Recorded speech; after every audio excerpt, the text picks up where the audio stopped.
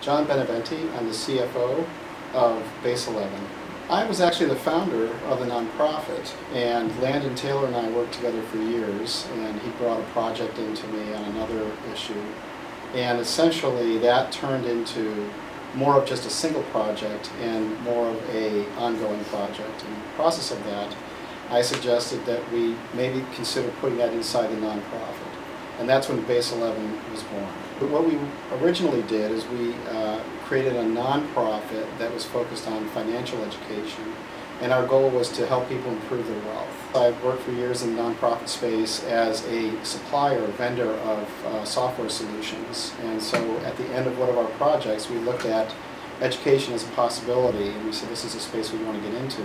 When we broke it down, we thought financial education was probably in need of an overhaul, and that's what got us into that space.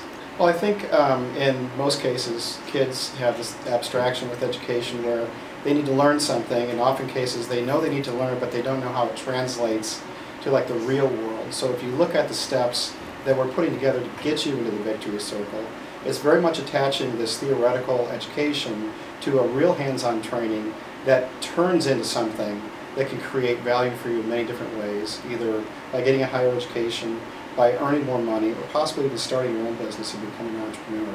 I think that it's a viable industry of the future. That would be my first thing, is you want to look at creating some opportunity for yourself as a student where you know it's going to be something that's you could build off for a long time.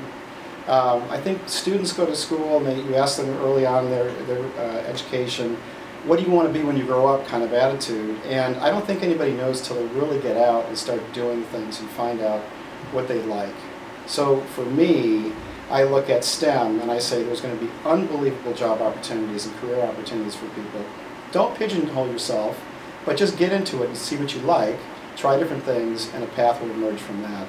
It could be a very specific thing like creating something new that's aerospace, or medical science, or software technology, or electrical engineering. It doesn't really matter.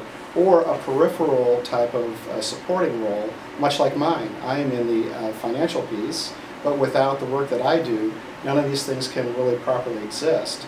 So I like being attached to it, even though I'm not building airplanes, but I love working on an industry that builds airplanes. So that kind of thing makes a direct connection to all of these outcomes for kids, and where they end up they probably won't know when they come see us the first time, but exposing them to that helps them make decisions on the next step in their career. I lived through the dot-com era, and I actually had a business bought and sold in the dot-com era, and it happened fairly quickly, and if you didn't get into it, it was almost over before it got started.